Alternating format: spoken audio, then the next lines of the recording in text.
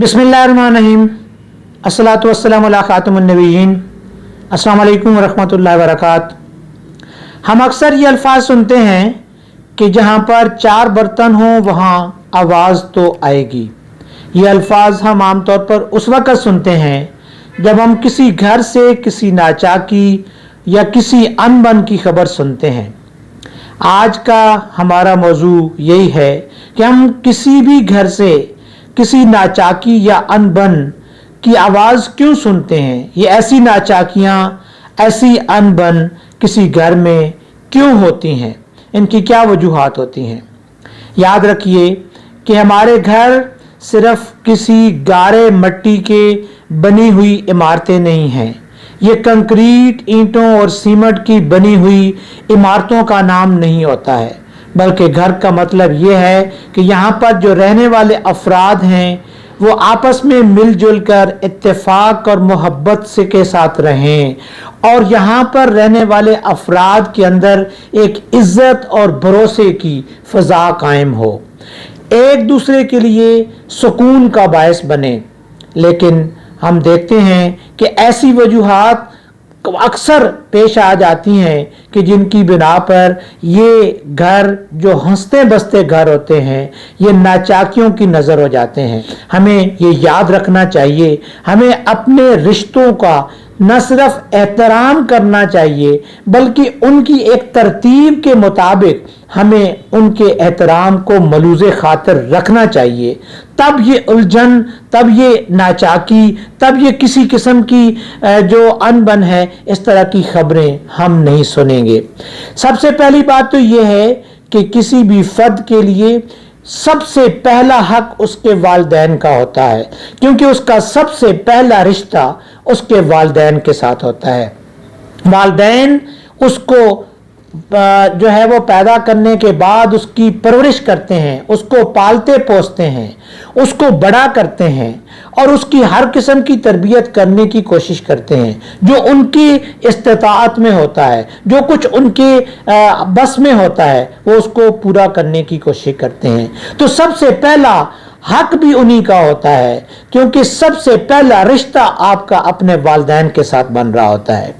ये रिश्ता जब आप प्रॉपर तरीके से नहीं निभाते, जब आप इस रिश्ते के अंदर कुछ खलशे पैदा करना शुरू कर जाते हैं, जब आपके दिल के अंदर कुछ शकूक व शुबहात पैदा होना शुरू हो जाते हैं, तो फिर इस रिश्ते का वो एहतराम और अदब नहीं रहता है। जब इस रिश्ते का एहतराम और अदब नहीं रहता है तो फिर अनबन भी होती है, फिर नाचाकी भी है और उस नाचाकी की जो वजूहात होती हैं वो टोटली बेसलेस होती हैं, क्योंकि कोई भी वालिद या कोई भी वालिदा हमेशा आपके की खुशी के लिए काम करती है, आपकी तरक्की के लिए काम करती है और उसको सबसे ज़्यादा अगर खुशी होती है तो वो आपकी खुशी और आपकी तरक्की के अंदर उसको खुशी होती है। दुनिया के अंदर ये दो हस्तियां हैं जो अपनी औलाद को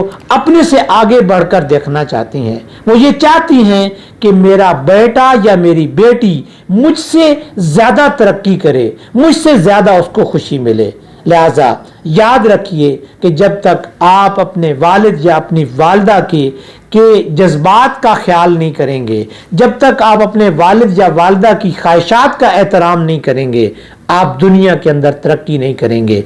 और ये दुनिया तो फिर आज करनी कल भरने वाली दुनिया है। अगर आज आप कोई रवैया अपने वालिदैन के बारे में अच्छा नहीं रखेंगे तो कल आने वाला वक्त आपको कभी माफ़ नहीं करेगा और आपकी औलाद आपको बिल्कुल उसी तरह उससे बढ़कर जवाब देगी।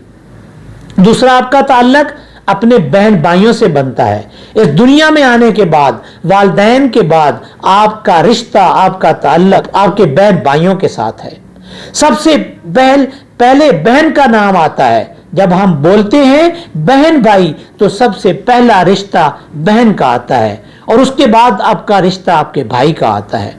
बहन से मोहब्बत, बहन से प्यार और बहन का एहतराम आप पर उसी तरह लाजिम बन जाता है जिस तरह आपके वालिदैन का एहतराम आप पर लाजिम हो जाता है।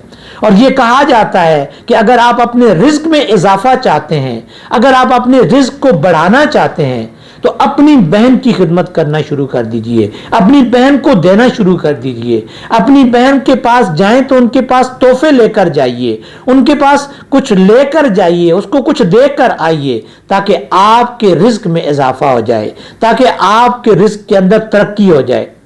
और फिर उसके बाद आपके भाई का तल्लक है। भाई, जहां पर आपको भाई आपकी जो है वो जगह पे खड़े होते हैं, वहां दुनिया के कोई और रिश्तेदार आपके साथ खड़ा नहीं होता है, क्योंकि सबसे ज्यादा अगर दर्द आपके साथ किसी का होता है तो वो आपके बहन और आपके भाई का होता है। उसके बाद आपकी बीवी का नंबर आता है। लेकिन इसका मतलब कतन ये नहीं है कि बीवी को इग्नोर कर दिया जाए। बिल्कुल बीवी का हक बनता है, और बीवी के जो हकूक हैं उनको पूरा करना, उसकी जो ज़रूरियात हैं उसको पूरा करना एक मर्द के लिए ज़रूरी है। बीवी के बाद आपके औलाद का रिश्ता आता है, क्योंकि जब बीवी आती है तो उसके बाद आपकी औलाद आती है। इसी तरीके से जब आप अपनी बीवी को और खावंद को एक दूसरे का लिबास कहा गया, एक दूसरे के जिस्म का लिबास कहा गया। लिबास का मतलब एक दूसरे की खूबियों को बेहतर बनाना और उनकी खामियों को ढांपना होता है। जब कोई बीवी आपकी खामियों को ढांपती नहीं है, जब कोई खावंद अपनी बीवियों की खामियों को ढांपता नहीं है, तो फिर वो भी जो है ना उसका हक अदा नहीं करता है। वालिदैन के लिए औलाद एक बहुत बड़ी चीज होती है। याद रखिए कि जिस तरह आज आप अपनी औलाद को तरजीह देते हो, आज अपनी औलाद पर अपनी तवानाइयां खर्च करते हो, इसी तरह आपके वालिदैन ने भी आप पर जो है ना अपना सब कुछ कुर्बान किया है। इसके बाद अपने बहन भाइयों के बाद, बीवी बच्चों के बाद फिर दूसरे रिश्तेदारों का नंबर आता है। तो उन दूसरे रिश्तेदारों के साथ भी आपकी रिलेशनशिप कैसे बेहतर हो जाएं, कैसे आप अपने आप को बेहतर बना दें, ये सब चीजें मिलकर आपका एक रिश्तों का एक तरतीब बनाते हैं। अगर आप इस तरतीब को मद्देनजर नहीं रखते हो और इनमें से आप किसी चौथे पांचवें नंबर वाले को तरजीह देना शुरू कर देते हो पहले नंबर वाले पर, दूसरे नंबर वाले पर, तो फिर नाचाकी तो घर के अंदर आती है। फिर आपका एतमाद तो खत्म हो जाता है, फिर भाई का भाई पर एतमाद खत्म हो जाता है, बहन का अपने बहन पर, अपनी बहन पर, अपने भाई पर एतमाद खत्म हो जाता है। और जब एतमाद खत्म हो जाता है तो फिर ये सब सुकून खत्म हो जाता है इस दुनिया के अंदर। अब ये नाचाकियां क्यों होती हैं, इनकी क्या वजूहात बनती हैं? जो सबसे पहली वजह बनती है वो गलत फहमियां होती हैं। आपको किसी ने कुछ कह दिया कि आपकी बहन ने ये कहा, आपके भाई ने ये कहा, आपकी माँ ने ये कहा, आपके वालिद ने ये कहा आपके बारे में, तो बजाय इसके कि आप इसकी तहकीक कर लें, आप उस बहन को, उस भाई को, अपने वालिद को या अपनी वालदा के बारे में अपने तासुरात गलत अंदाज में पेश करना शुरू कर दें, उनके बारे में दिल के अंदर आप एक खफकी रखना शुरू कर दें, तो ये नाचाकी की इब्तिदा बन जाएगी। कल वही जिस बंदे ने आपको कहा था वो आपको उससे बढ़कर कोई जो है वो आपके सामने बयानबाजी करेगा, ताकि आपके ताल्लुकात के अंदर बेहतरी ना आए, आप उससे ज्यादा किसी को चाहने वाले ना हो। लिहाजा इस गलतफहमी को खत्म करने की कोशिश कीजिए। और दूसरी एक वजह आपकी नाचाकी और जो नाराजगी की बनती है वो प्यार मोहब्बत का फुकदान होता है।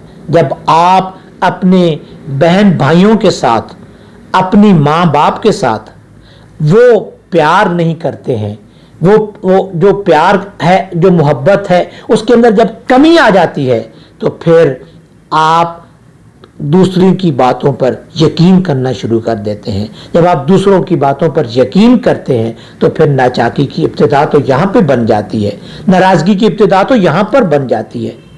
आप जब भरोसा करना कम कर देते हैं, अपने भाई का भाई के ऊपर जब भरोसा कम हो जाता है, अपने भाई का बहन के ऊपर जब भरोसा कम हो जाता है, अपने भाई अपने आपका भरोसा जब अपने वालिदैन के ऊपर कम हो जाता है, तो फिर वो नाराजगी और नाचाकी और बढ़नी शुरू हो जाती है। और एक और वजह कुछ हासिद लोगों की होती है, जो हसद कर की वजह से वो ये देखना नहीं चाहते कि आपके घर में क्यों सुकून है, आपके घर में क्यों अमन है, आप क्यों अपने प्यार मोहब्बत के साथ रह रहे हैं। तो उन हासदों से बचने की कोशिश हमें करनी चाहिए जो लगाई बुझाई करके आपके सुकून को बर्बाद करने की कोशिश करते हैं और आपको पता भी नहीं चलता है।